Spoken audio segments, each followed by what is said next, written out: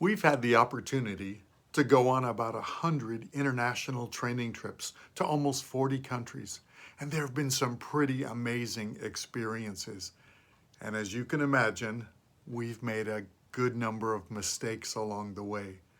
And we hope that you'll be able to learn from our mistakes as you travel and serve in the name of Jesus.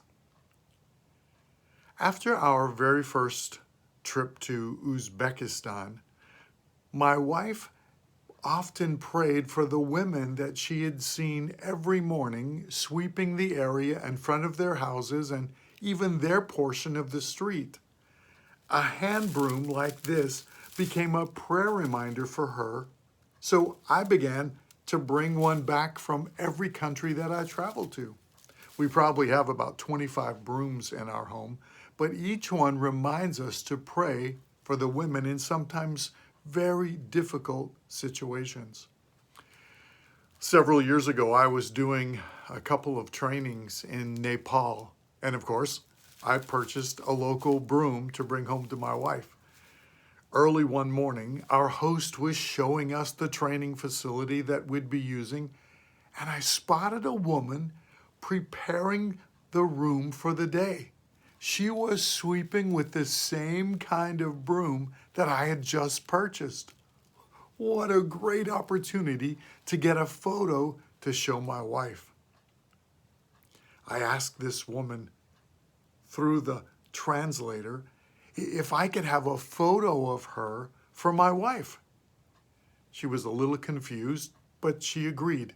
And like any woman getting ready for a photo, she made sure that her hair was pulled back just away from her face and her scarf was neatly in place. And of course, she put the broom a few feet away from her so that it wouldn't be in the photo.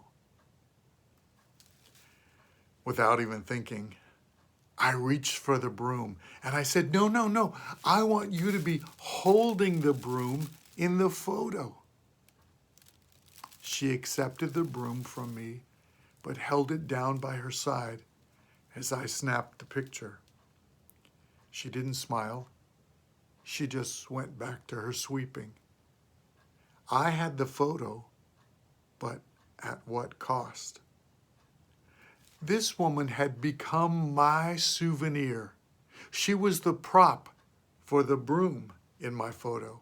Without even thinking, I was posing her in an embarrassing position. It didn't take me long to figure out what I had just done, but the disrespect couldn't be taken back. When we travel, we sometimes see people in very difficult circumstances, and we're tempted to document it for the folks back home. These photos might look good in our updates and newsletters, but at what cost to another's dignity? Since then, I try to imagine me or my family in that same situation. Would I want someone coming to photograph me on one of my worst days? Probably not.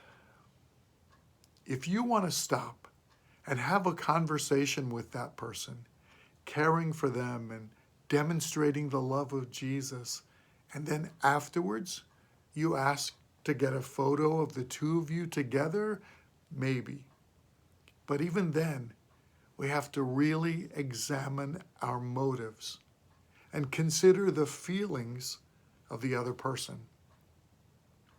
Philippians 2, verses 3 and 4 says, "Do nothing out of selfish ambition or vain conceit. Rather, in humility, value others above yourselves, not looking to your own interest, but each of you to the interest of the others."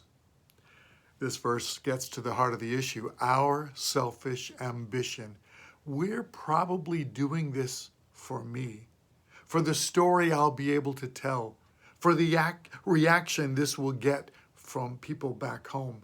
But instead, God reminds us that our motives should be to value the other person, to look out for their interests and their feelings. We are asked to show humility instead of selfish pride. Here's some things to think about. Make a list of as many reasons as you can think of, good and bad, for why we might want to take photos of people in difficult situations. And what are some other ways that we can remember them or capture that moment?